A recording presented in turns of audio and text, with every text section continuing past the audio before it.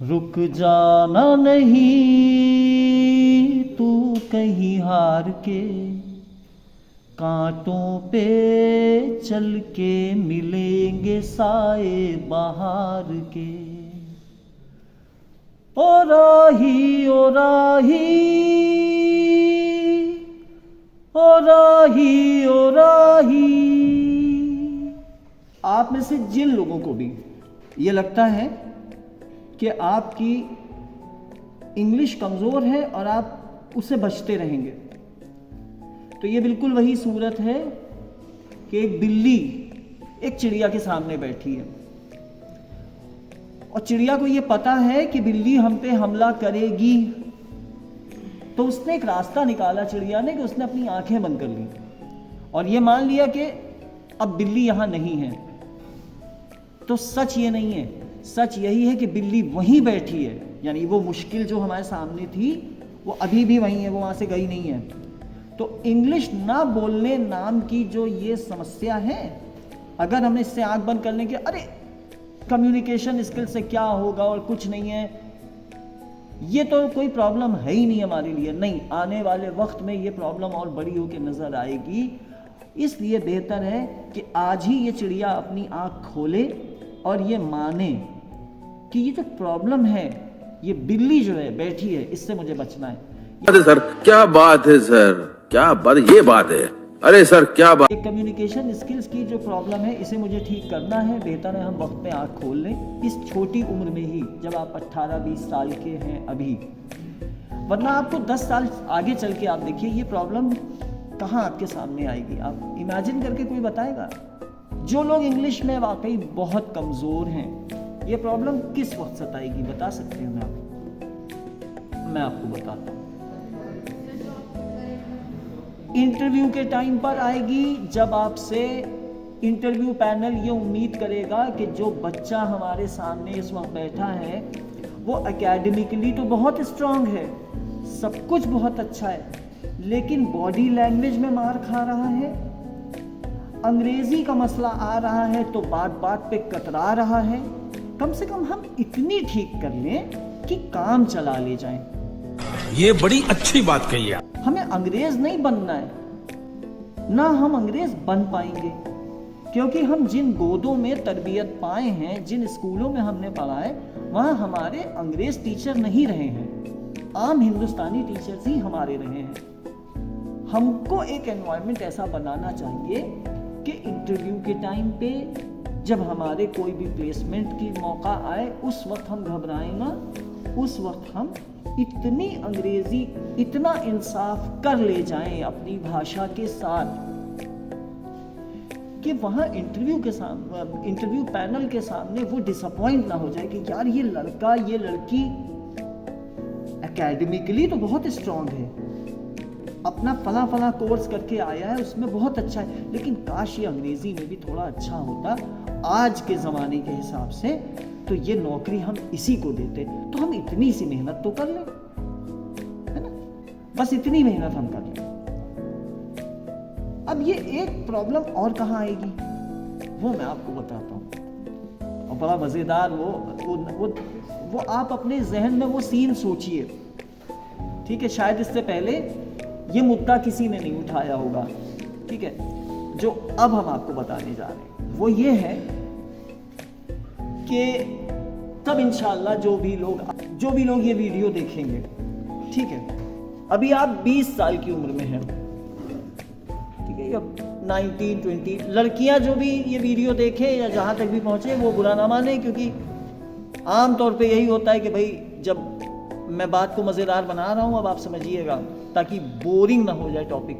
जब भी कोई लड़की, कोई औरत अपनी उम्र जो भी बताए, हमेशा उसमें से आप 3 साल या 5 साल खुद माइनस कर लीजिए, तब उसका दिल खुश होगा।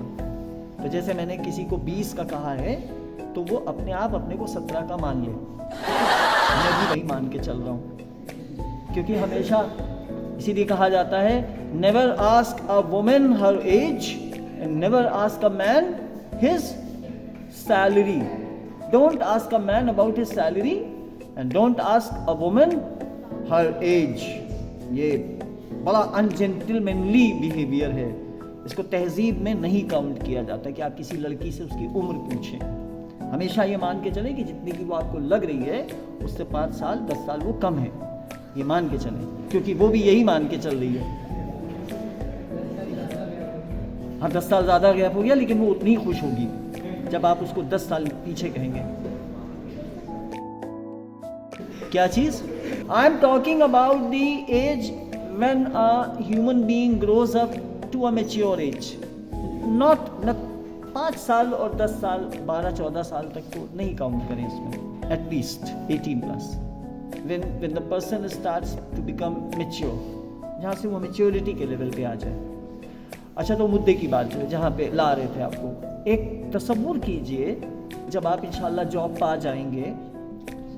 अब अंग्रेजी में मेहनत हमने नहीं की बिल्कुल, ठीक है, ज़रा सी भी मेहनत नहीं की, सिर्फ समझाया जाता रहा ज़िंदगी भर के देखो भाई अभी बोल लो, अभी वक्त है, थोड़ा थोड़ा कोशिश करो। अब नौकरी पा गए हम, बहरहाल किसी तरह एक जॉब में आ गए, और फिर हमारे पेरेंट्स ने हमारी शादी तय कर दी। भाई लड़का जो है वो जॉब में आ गया है। अब इस बेटे के, इस बेटी के की फैमिली बढ़ी आगे, और 4 साल की एज के बाद जब हम 4 साल शादी के गुजर गए, अब हम वी बिकम पेरेंट्स, अब हम साहिब औलाद हुए। उसके 4 साल के बाद या 3 साल बाद इस बच्चे का बड़े स्कूल में, एक मिशनरी स्कूल में एडमिशन का मसला आया, क्योंकि उस वक्त तो जाहिर बात है कि ये जनरेशन जो है वो क्या ढूंढेगी, और बेहतरीन इंग्लिश मीडियम स्कूल। जब वहाँ पहुँचेंगे तो वहाँ इंटरव्यू का तरीक़ा सीधा होता है कि वहाँ पे सिस्टर या फादर या जो भी होंगे वो बच्चे के इंटरव्यू के टाइम पे बच्चे को टीचर अंदर लेके चली जाएगी। अब पेरेंट्स बैठेंगे उस मिशनरी स्कूल के या उस इंग्लिश मीडियम स्कूल के फादर के साथ, अरे देवा, या सिस्टर जो भी होंगी प्रिंसिपल के पास। अब वो लेंगे इंटरव्यू। आर यू कॉमेडी मी?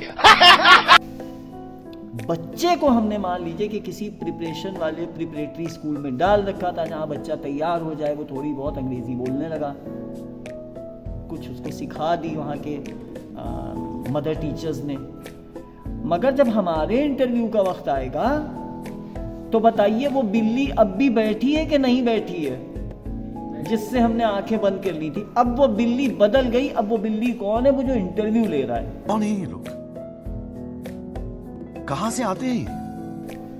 अब इस चिड़िया की आंखें खुली, अरे बाप रे बाप, ये तो बिल्ली गई नहीं थी, ये तो बैठी थी, 10 साल बाद मिली सामने। देखा आपने लापरवाही का नतीजा है। इन तमाम मुश्किलों से निकलने के पीछे आपको बिल्कुल अपने आप को वादा करना होगा। आप आज से जिस भी चीज के पीछे पड़ जाएंगे ईमानदारी के साथ, लैंग्वेज तो बहुत छोटी चीज है, किसी भी चीज के साथ एक पक्के इरादे से खुद से ईमानदार रहिए, तो उस वक्त जब आप इंशाल्लाह अपने बच्चे के एडमिशन के लिए बैठे होंगे किसी भी कॉन्वेंट स्कूल में, तो आपका सर यूं होगा कि आए प्रिंसिपल मुझसे कुछ भी पूछे। मुझे अशफाक सर ने इतना मोटिवेट किया था 10 साल पहले कि आज हम पब्लिक स्पीकिंग में बिल्कुल नहीं घबराते, बिल्कुल नहीं डरते। याद रखो, आज हम मोटिवेशन दे सकते हैं किसी को भी, लेकिन असल में मोटिवेशन पता है क्या होता है? हमको खुद अपने को मोटिवेट करना होता है। कोई जिंदगी भर हमारा या आपका हौसला नहीं बढ़ाएगा।